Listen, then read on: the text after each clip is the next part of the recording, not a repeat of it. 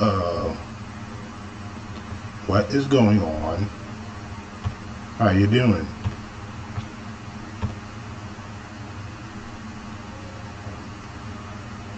How you doing?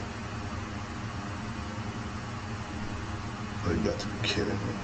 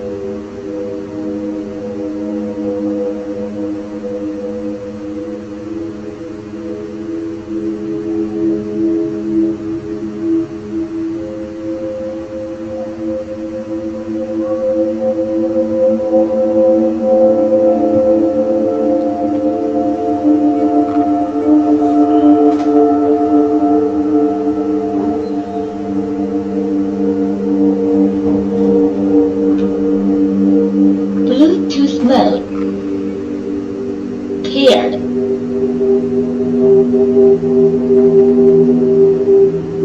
Right there.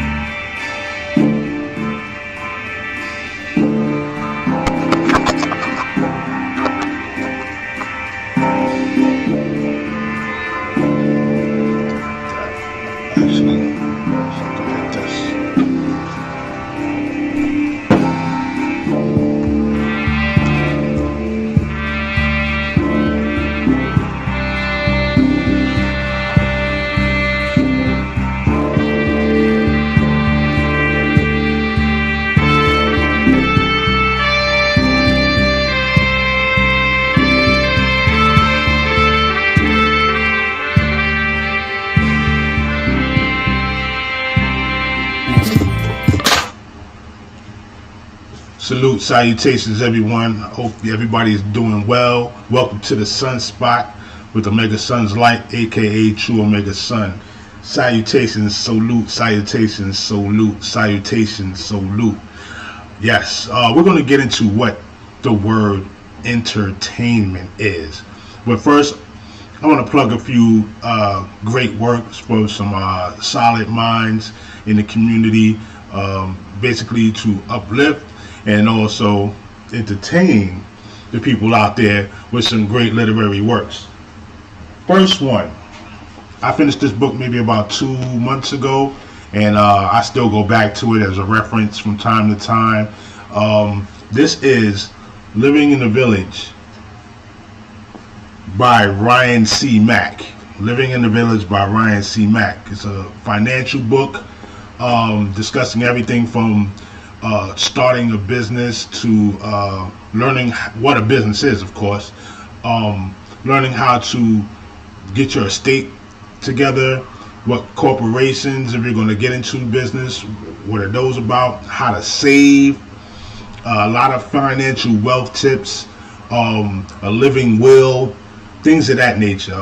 Basically all the gears that you need to get a financial blueprint and structure down in your life, you know what I'm saying? And it's a very, very quality book, easy read, some great stories in there as well, redemption stories, people that were, you know, up to their necks with different financial situations that you know, definitely caused them to buckle down, and his own story is a phenomenal one, being from Detroit and, you know, basically started from the bottom and coming to New York and working his way up to one of the top leading financial minds, even working with government. And he has the Mocha Cafe, MOCAFI, and he has a specific classes for the 1199 union, SEIU. So if you're into stuff like that, it's very important, you know, to find out about this stuff. This information is invaluable, you know. Another one. This is from the good brother Alonzo Zoe Williams, the light-skinned Deepak Chopra. He's like half Tupac, half Chopra. And his book, he has 2 books out. I haven't got the recent one, Holographic Relationship. I haven't got that one yet, but I've heard a lot about it, and I'm definitely going to pick that up. But to temper and mature what we find in relationships, sometimes we got to dig into different tools and basically open our minds and try to get, you know, some new foundations, some new stock in ourselves and what we believe in a relationship deals with, and a bond. So I don't like to use the word relationship too much. A bond, a commitment is what we're following. And as the kids play, the relationships go on. The Relationship Dismount, solid book. Also another a smooth read.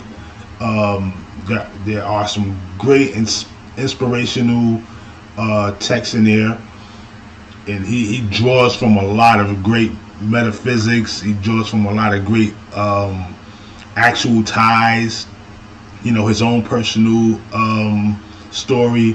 And it's also a workbook inside. After each chapter, you know, you'll get to, if you can see that, you'll get to have an exercise going. So, you know, the Relationship Dismount by Zoe Williams, another good read. I finished this at the end of last year. Well, I did it twice because I wanted to know. You know, so Relationship Dismount by Zoe Williams. These 3 books I've just shown you right now, I'm gonna, you know, plug those and other businesses, black businesses specifically, that I support, great authors that I support. You know, that's the way of the code that I live by. You know, another one, Alfred Obiesi. He has a website by the name of One Track Mind, dedicated to hip hop and all hip hop culture, street culture involved. I did a couple of interviews with him before.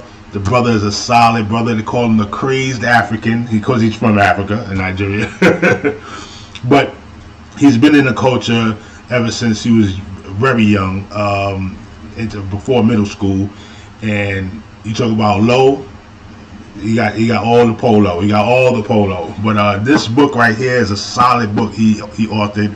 It's called "You Made It a Hotline," and you can get it on Amazon. You can also get it at his One Track Mind MINE.com website, and he signed it just like my man Ryan C. Mack signed mine. And "You Made It a Hotline" is based on the premise of, let's say, a topic inside of a song, a nice verse, and how that verse develops into the mindset and the social behavior of the people that heard the verse, and he breaks it down. Like, let me go into one right now. And I want to do the easy one because, everybody knows "You Made It a Hotline," I made it a hot song, right? Here's one from Common, right?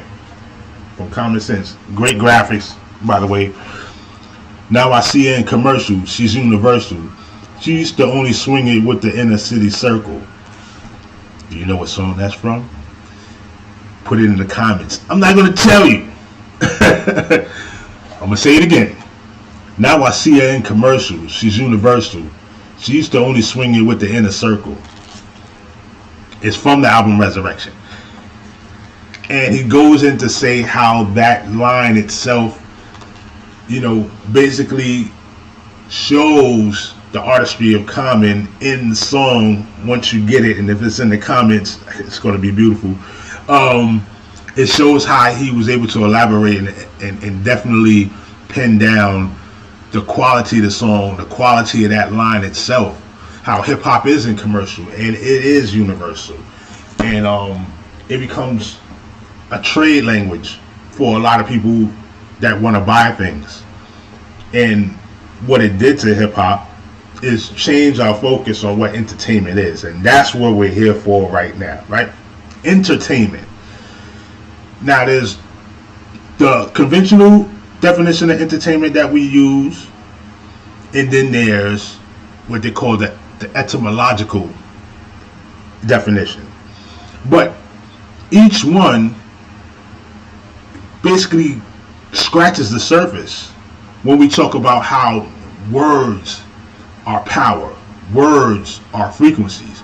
And I have on my Wealth Chambers segments on Anchor app, I already broke down the difference between cursing and cussing. I also have it here on this channel if you go to one of the older videos. Cursing and cussing are two different things. We got to understand that there was a separation of class. It was classism, where what we would call the upper echelon, the noble society, the royalty, or the lordships. Not my man, the lordship. Shout out to him with his great graphics and stuff like that, and everybody else doing their thing, right? But not that. They separated themselves by not just what they thought was code and status and the baubles and the regalcy and stuff like that, but also with language. From chicken, you would get poultry. From deer, you would get venison. See where I'm going with that? And it was a way to separate what people knew. And if you were privy to certain knowledge, you were deemed that status, right? So cursing and cussing. Cursing is actual words that can actually move the reality. Actually react with the course of your understanding, like gentrification, like discrimination. Those are curses. And when we say curse, it's an intention. It is a bad, and bad is one of those tricky words too, because the etymology of bad was an effeminate man, and then somehow it switched over to what we consider something that is not good at all. Now, destructive intention goes to what those words are as curse words. Debt, prison, what's another one? A lot of pejoratives. The names that you call people that basically degrades them, lessens their station in life, makes them a more simple people, primitive, tribe. Those are basically curse words. They trap you in a space. Now we're going to get into some of the tender words that are used to describe certain people at another time. Remember, this is entertainment. What amuses you? What captures your attention? Two things I want you to understand. One, attention is the commodity. This is what we're trading back and forth. Just like you're watching this now, you could have been anywhere in the world, your eyes on something, and I thank you for your patience. And you're taking that attention and putting it on me for a specific amount of time. Now, it's not just me. You're looking to get information. See how the words start to play? English is a code. It's a coded language. Remember, it's built on a lot of different languages that some survive, some hasn't. Old French, Old English, Gaelic, Latin. All these things become like a hodgepodge or a nice soup, so to speak, to make up and consider the English language or dialect or what have you. But it's not English like the Old English or the contemporary English, where even their inflections are different. This goes to the American edition, which some would say is a bastardized version, and bastardized meaning having no father because of all the different elements in it. So the cursing that I described to you earlier is those with low frequency, those vibrational words with low frequency that enact or hold people into a certain box, a certain status. People felt that the way they spoke showed how much they know, and that's not always the case. But we'll go with it with intensive study. Now, they figured that the people that worked in the rural fields and amongst the dirt in the grit, their words were less intellectual, more grunt, very brute. So you would hear a curse word, like the word shit. This is for educational purposes. And these words were manufactured between the 1200s to the 1600s. And we got to understand, as a people coming from other places, being colonized, being conquered, abused, we adapted these words and formed what we can out of the sentences that we heard, and resonate with some words that were slightly familiar, but also resonated with what was delivered to us by who was a captor, who was the captor, the conqueror at that time, the victimizer, the abuser, the oppressor at that time. And so now what we have to take in consideration is how the words get to us, and how do we basically compartmentalize that. So we're trying to draw power from certain words that we really didn't understand, and those that we did understand, they lost their power because we basically got away from a tonal language, something that connected with the spirit, which is unquantifiable but definitely necessary. It's an energy, right? So curse words mean what they mean. Cuss words are the behavior, the attitude, the emotion invoked in it. So you'll see a word like shit. Its foundation is the separation of dung from a being, from a creature.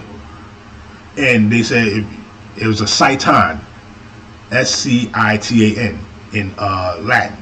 Oh no, Old French. Came about maybe about 1257, around that time, and it was to know dung, to know defecation, manure. So you would be able to, and this is a thing that they used to have as a medical practice, you would examine the dung, the manure, to see if the creature was sick, how healthy they were, and also kind of describe the mess they made at the same time, which is interesting. You know, some people said it was a ship hire in transit, which was basically a myth that people thought when it came to cargo on the ships, and what creature, wow, like you was shipping creatures and stuff like that, or unfortunately shipping man, woman and child. You would use that word to say which one made the most mess and put them higher in transit. But that's a myth. That's not too much. Too much. It doesn't have too much concrete evidence to say that was where that word began. But when it came into real full step, what the American language is about the 60s. You know, the end of the 60s, where the decency of language spoke to the character of the people. And even though those cuss words were around, we didn't use them unless they were like tools, you know, to express our emotion at that time. But as we go along now, we see it's a lot of flagrant misuse, a lot of immaturity, a lot of just complacency.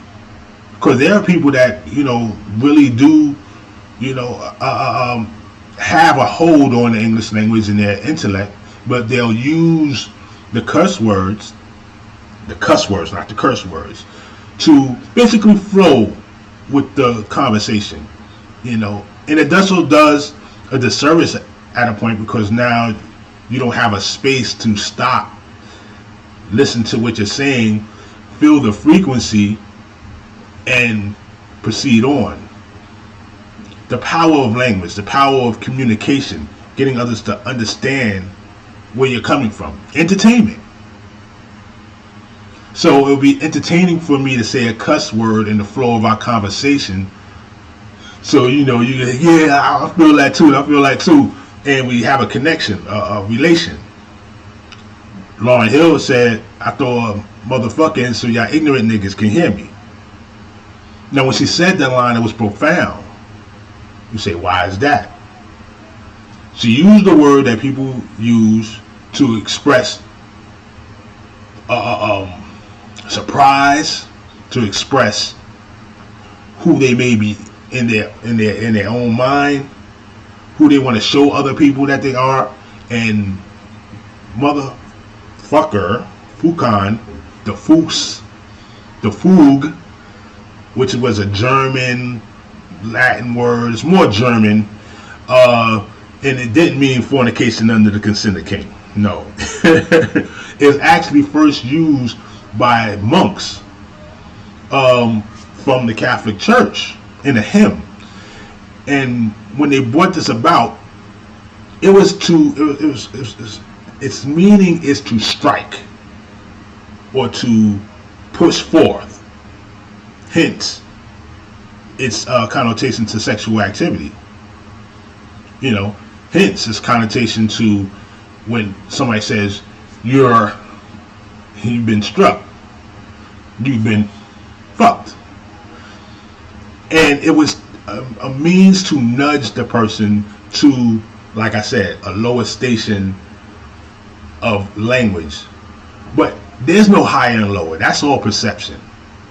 And people put that perception on there just to try to separate themselves from what the human condition is.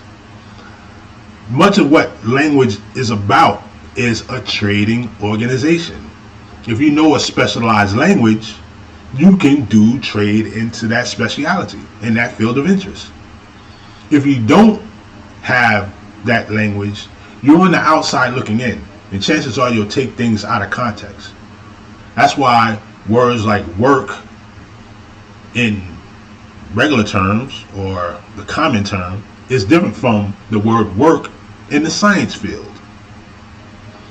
Like the word black may mean empty, void, and as the people in the nationality world would say, crayon color. But being in the black in the economic field is about having a balance sheet. It's not in the red, it's in the black. That means you're making a profit. So it's all on how we normalize words. It's all on how the context of the word is being used and the perception of the people that are saying these words. I set all that up so we can go into entertainment. I'm going to talk through the online etymology dictionary. I'm going to give you that first. And I want you to hear the word Tain. Tain is what I broke down in the title, right? And you'll hear it in the word pertain, attain, contain, right? Sustain, stain. What are these? Most of these words are about holding. Tenir in the old French, or tenere in Latin, to hold. Let's go into it. Entertainment, a noun, 1530s. A provision for support of a provision of a support of a retainer, manner of social behavior, now obsolete, along with other 16th century senses. Remember, 1500s. From entertainment. Internere was a Latin term for to be amused, right? Meaning the amusement of someone is from the 1610s. Sense of that which entertains is from the 1650s. Now we see it went from the amusement of someone that is being entertained to that which entertains. A public performance or display meant to amuse, from 1727. This is after here in the Americas, the transatlantic slave trade. And okay, some people want to get into the controversy around that. We'll do that at a later date. But nonetheless, it's the different terms learned from alien languages outside of the circle of the community. Between that time of mass colonization up until 1727, as it says, it enters in the new stage of entertainment. What brings the amusement? At that time, there's no TV. There are few lengthy books. The educational time, the educational period then was lacking very much so, especially to the populace. Like I said, people separated themselves, and then they got this information from these premier writers who sometimes would just write for their own amusement or write to draw up an agenda. Yes, there were honest writers that went straight from the primary source and dug deep to try to get things solved. But those are the different levels of writing. And then there's some that mix fact with fiction. Folklore. This is at a time where those indigenous people or enslaved Africans or enslaved people from other lands were not permitted to read, were not permitted to get that education. Only unless you had it in you. to observe, absorb, understand, articulate it, and package it yourself. But we didn't get there right away. This was a process. Because just because they came from somewhere else didn't mean they were educated. They weren't educated. They were educated. There were societies already built, already running and flourishing under the language that they understood amongst themselves. Even so, to the point where if they were warring or going or had a feud with another group, they still had a language of communication to understand each other. They still knew that these people were proficient in what they do. We have to be proficient in what we do.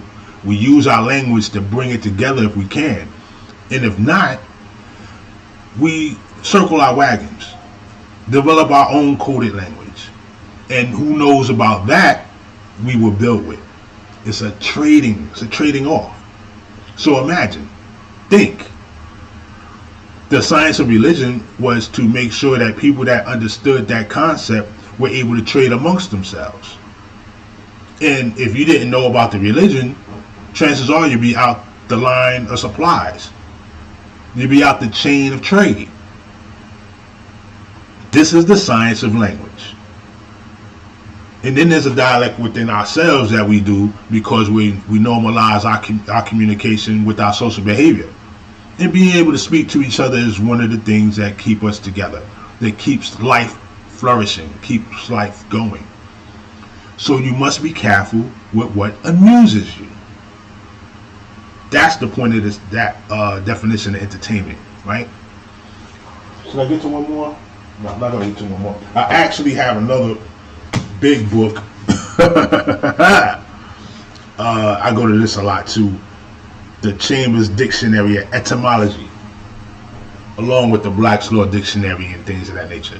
But words, the power is derived from the force of the people.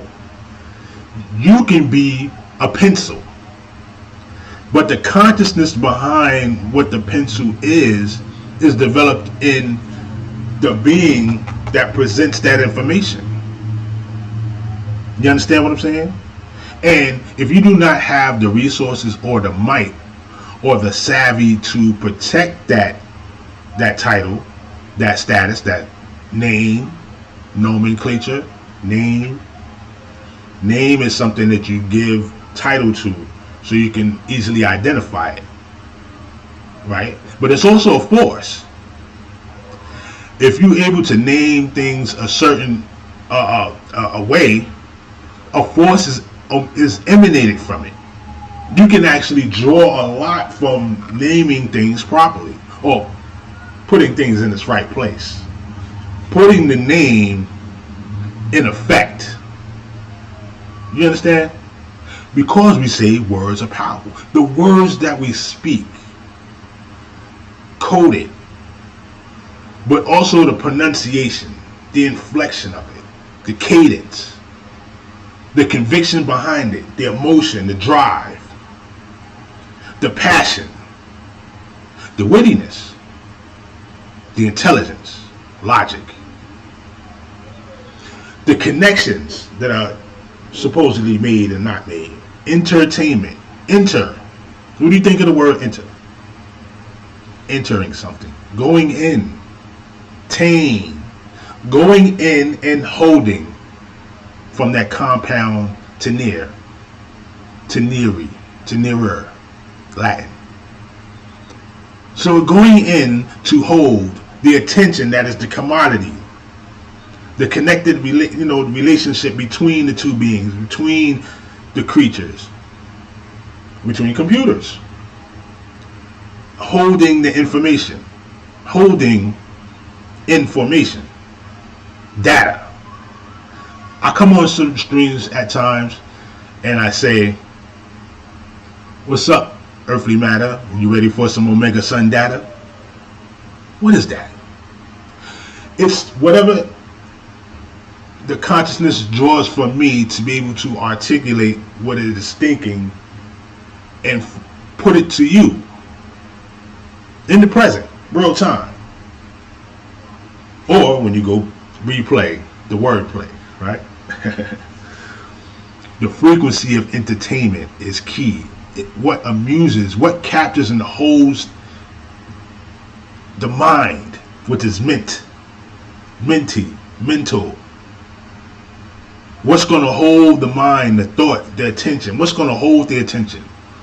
Where participation is the asset. Every app, every social group, every social media, everyone subscribed to you is looking to participate, be a part of something. Introduce their consciousness to the flow of things. But is it constructive or destructive? Is it amusing or abusing? Some people's amusement is abuse. Ain't that something? Like, I'm not able to look at the chat right now,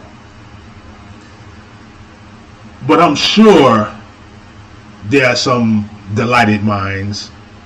I'm sure there are some minds that say, what the crap is this? The hell is another one. It's not a curse, but it can be. You know, if you understand the concept and where it came from. It's a trapping word. It can amuse people that you want to put there. How about that? So as we light up our form of communication, the frequencies get better. The vibrations are different. The vibrations resonate in the reality, and the reality can change because you're speaking from a new conscious place. It doesn't have to be lofty words. Lofty meaning air of importance and all this, but it's a specialized language. It's a coding, so we can trade forth information, trade forth light work, force, which is different from the common term we use now in science. Yeah, force is different in science than it is in common language, and is even altogether more different when we talk about metaphysics, or that which is beyond physics. But is there anything beyond physics if you haven't learned all about physics? This is key. What we're considering is watching which is being given to your attention in order to craft and sculpt the reality. Because the more we use low vibrational terms to describe ourselves, to describe our social positions, to describe our social behavior, to communicate to each other, this is what's real, we do ourselves a disservice. Now, there's no, oh, I heard this before, that's white man language, or this is a black man language. No, language is language. It's a tool. It's a tool to communicate what I just talked about. A trading mechanism, a trading connection of information, data to data. So we could come together with a connection, or separate with a clear understanding. No one has a monopoly on what these words are. I mean, it's used across the world in business. There are people in other languages learning English now to trade with the American and the English, only because so many people use it. And the force of might through the control of resources. Now, if you're able to control your own resources and develop your capital, and to develop the economy and the social qualities in your circle, you can create your own language. Then people have to come to you. That is the power of words. Now there's decency and character that we have to talk about, because Character is amusing as well. From my voice inflections, you may say, okay, he's coming from a place of reason or intellect or logic. But how do I amuse you? I gesticulate, meaning I use my hands a lot. I make motions and moves to show the vibration, the rhythm that is in me. From the consciousness, the collective consciousness inside. It's expression, expressing. Press is another word we're going to get to another time. Press. Impression, impress. Oppression, pressure. Yeah, slow. Just like you can go to another country. They said that the Eskimos didn't have a word for a friend. So it's more intimate with them when they welcome you into their culture. Or when they say there was a time in Africa, in certain places, they didn't have words for nursing home or jail. It wasn't part of the lexicon. It wasn't part of the mindset to have those terms available. Slave is actually a contemporary term. Slav. From Bulgari. What's the guy's name? Basil. Where he would capture all these Bulgaris and cut their eye out.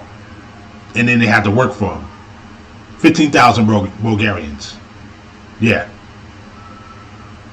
And that's a period of history that you can actually go to and see. As a reference, Slavs, the Slavic lands. Slave, how did that transfer over? Why was that a term used for a people? Because of that tragic event. But also to keep people disorientated.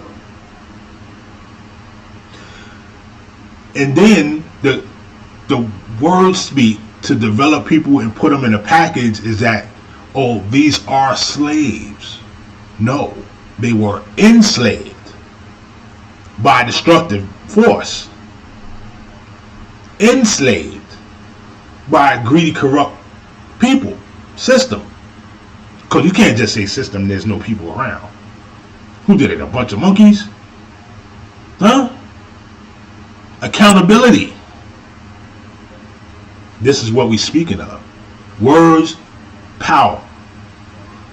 But the power is not going to just jump out. Power must be utilized. You got to turn it on.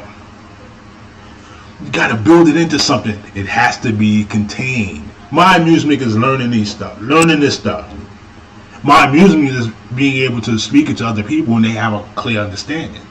Then we can crack some jokes and get involved in it because then there becomes a relaxed atmosphere. I'm learning 2 new fields of study right as we speak. And both have specialized language involved in it.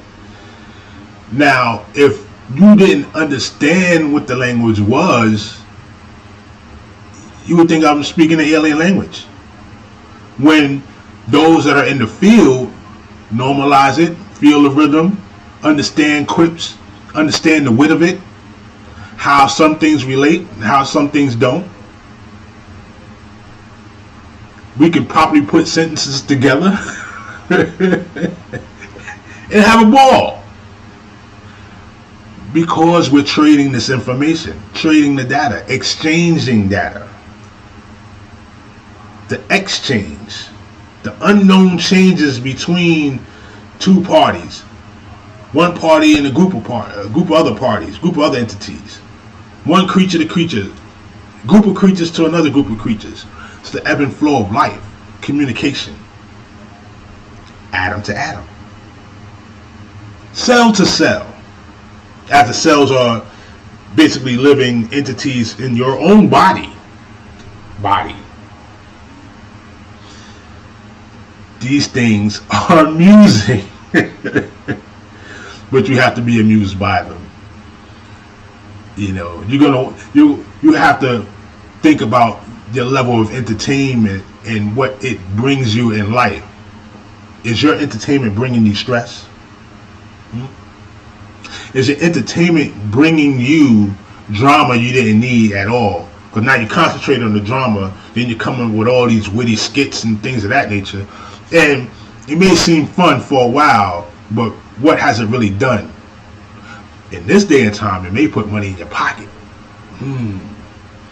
But guess what? The people that see that develop that as a success model. Then they follow suit. Then there's always one-upmanship. One wants to be a little bit better or a little bit more creative or a little bit more vile than the last one to gain a certain level of success or respect.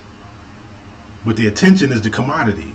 If I draw more eyes to the foolishness, maybe they'll give a little something. Maybe. And they do. In droves. And guess who's a part of it now?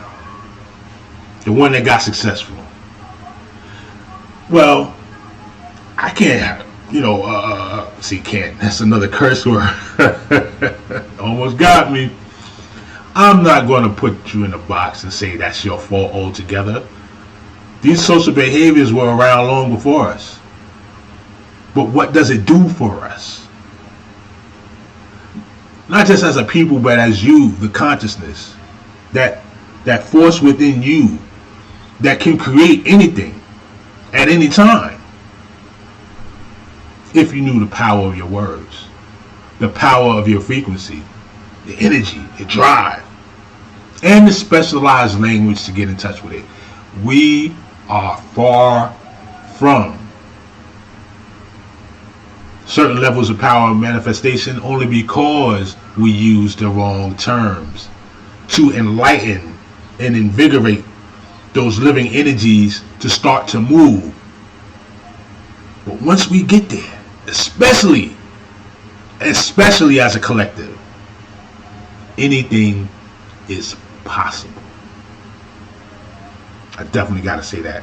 Anything is possible. And I want you to be possible. Like in the morning, what I say is, grand rise to the prize that is the present, and the gift is in you. Salute. That's all I have. Entertain yourself and be amused by lifting and raising the vibration of you and your loved ones. Hug the kids. The children, not kids, right? Because kids are baby goats. Interesting how that plays a part. Kindergarten. Yeah. Different terms. We got to get out of boxes as well. We have to get out of these boxes. And another thing, I'm going to leave it at this. Your intention. Like my intention is to maybe enlighten you and inform you on some points of references that you weren't considering at all. Definitely deliver a little bit of my savoir-faire, my flow, my charisma, my attitudes toward you. Maybe to corral the audience a little bit as well. But the attention is the commodity, and I thank you for that attention. I appreciate you. Whoever sees this, wherever you see this, the participation is the asset. What are you going to do with that learning? What are you going to do with that information? If you want to call it wisdom, what are you going to do with that wisdom? What are you going to do with these words? How will your words reflect in the shaping of the reality? Remember, there's people going to follow that success model. We've got to trim the fat. I thank you. I appreciate you. Salute.